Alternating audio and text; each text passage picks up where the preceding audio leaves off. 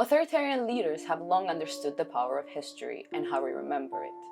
That's why rewriting history remains one of their most commonly used tools for control. It is by recasting the past that authoritarians reinforce their hold on the present and even the future. While the stories differ, their playbook is often the same.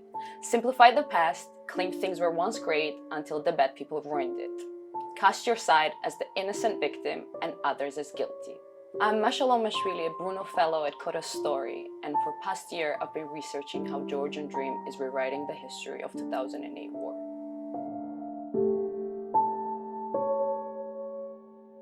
Here in Georgia, something strange is happening.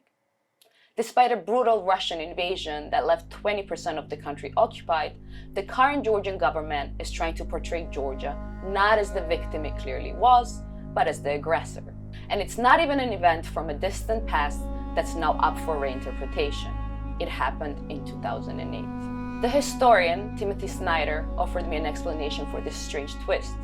He said, "The problem with the story is that Georgia is not really the subject. The story is about how Russia is innocent and how poor Russia was provoked by Georgia. This is not a native authoritarian phenomenon, but a foreign one being reproduced as a native story. How and why is the Georgian Dream rewriting the memory of a war that nearly every Georgian lived through?" The ruling Georgian Dream Party emerged in 2012, founded by oligarch Bidzina Ivanishvili, who made billions in Russia's post-Soviet business. The story of Bidzina Ivanishvili's authoritarian takeover is familiar across the post-Soviet region.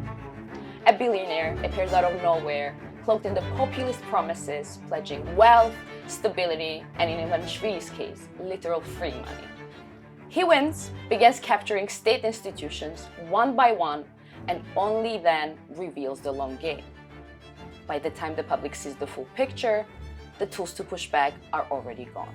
During its first term, Georgian Dream maintained an appearance of somewhat democratic, westward-facing government, a necessary act in a country where the overwhelming majority supports Euro-Atlantic integration and where openly pro-Russian politicians have little to no chances of mainstream success. Today, over a decade later, Georgia has once again descended into an authoritarian rule. But the state's captured institutions are not just being used to keep one man in power, they're working overtime to steer Georgia away from the West and back towards Russia. Those paying attention to Ivanishvili's early messaging should have seen this coming. In a 2011 interview, he said, "I don't think Russia's strategy is to conquer and occupy territories of neighboring countries. I don't believe that." But at the time, most dismissed his words as diplomatic caution. In hindsight, it foreshadowed the deliberate shift in Georgia's foreign policy and historical narrative. In 2018, the shift became more visible. Georgian Dream's presidential candidate Salome Zurabishvili publicly claimed that Georgia had started the 2008 war. The backlash was swift. Most officials distanced themselves. Then Justice Minister Tea Tzulukiani said, "Georgia's position is singular and unchanged.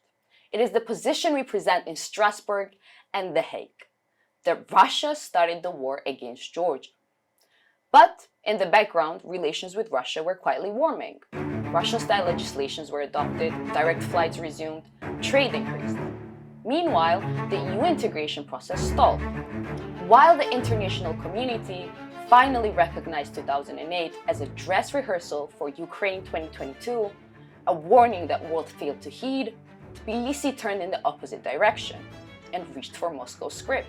The ruling party unveiled a whole new worldview for Georgians, one where every critic, every opposition party, every Western-backed NGO or media platform is just another node in a vast international plot. The entire opposition is supposedly controlled by former President Mikhail Saakashvili and his party, which in turn takes orders from the Global War Party, or Deep State. These terms are used interchangeably and conveniently never fully defined. They're only described as shadowy elites in Brussels and Washington. Their goals? To open a new front in Georgia against Russia and to dismantle Georgian identity, undermining the church, erasing traditions, and promoting liberal ideology and gay propaganda. The Georgian Dream casts itself as the only thing standing in their way, the guardian of peace, tradition, and sovereignty. And for that, They say the West wants them gone. But for this new narrative to work, it needed a past that matched the present. So, after introducing new villains, the narrative increasingly turned to the past, linking present dangers to 2008, suggesting that same Western cabal pushed Saakashvili into war. By 2024, the rewriting reached its peak. Georgian Dream promised to prosecute Saakashvili's regime for participating in a well-planned treason and provoking war with Russia. Then, Ivanishvili declared that Georgia should apologize for the war. After securing power in a heavily disputed elections, Georgian Dream went ahead with its plans. It launched so-called Georgian Nuremberg, a parliamentary commission tasked with investigating the conflict. On paper, this was an inquiry.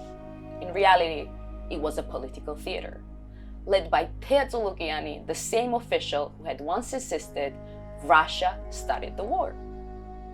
The hearings followed a clear arc, framed the war as a deliberate provocation by Georgia's leadership.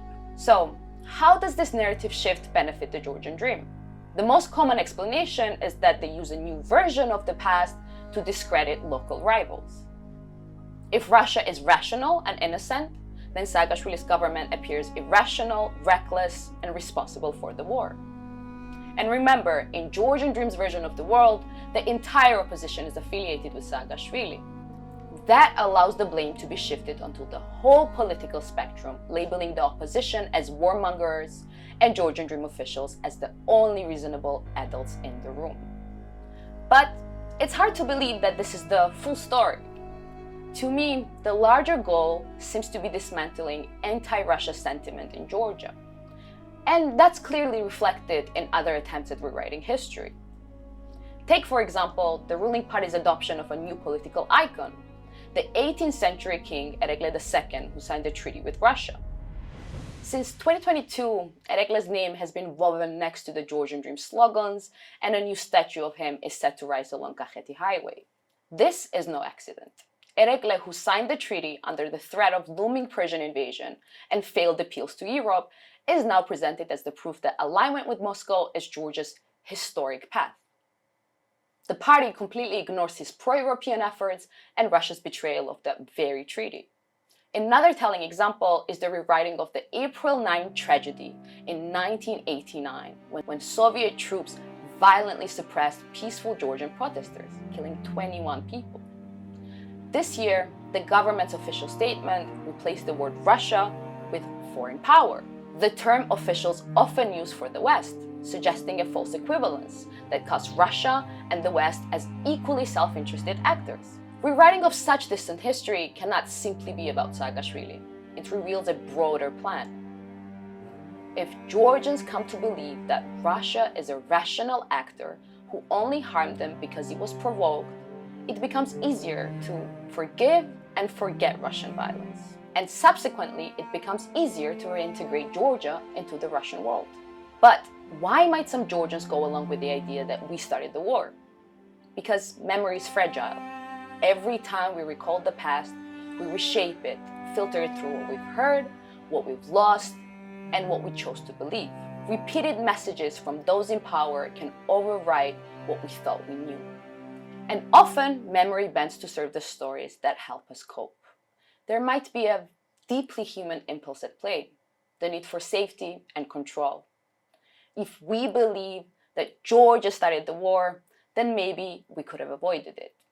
Maybe the people we lost would still be alive and the children of refugees would still be growing up in their own homes. Blaming ourselves offers the illusion that next time we can prevent it. But in reality, it's victim blaming on a national scale. And when that basic truth of recent history, of war, loss, and invasion become too distorted to speak about openly, a country's shared reality starts to fracture. It becomes harder for people to recognize one another. Tamara, a woman I met on the occupation line, is already feeling this collapse of shared reality.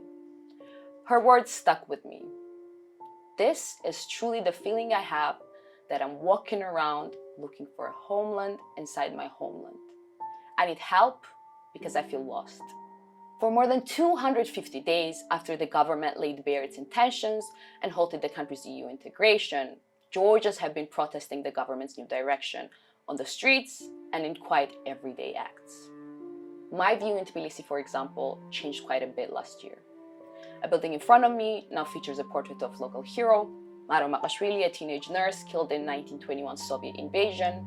The other building has a mural of Georgi Antzuhelidze, a Georgian soldier tortured during the 2008 war. A third wall has Georgian and Ukrainian flags. For protesters in Georgia, this is not just the fight against authoritarianism, it's a continuation of a 200-year struggle against Russian imperialism and the fight for memory, over who gets to define Georgia's past, its identity, and by extension, its future. And while the authoritarian screws are tightening, Ivanishvili has yet to secure full control over how Georgians remember. The battle over minds and over memory is still being fought.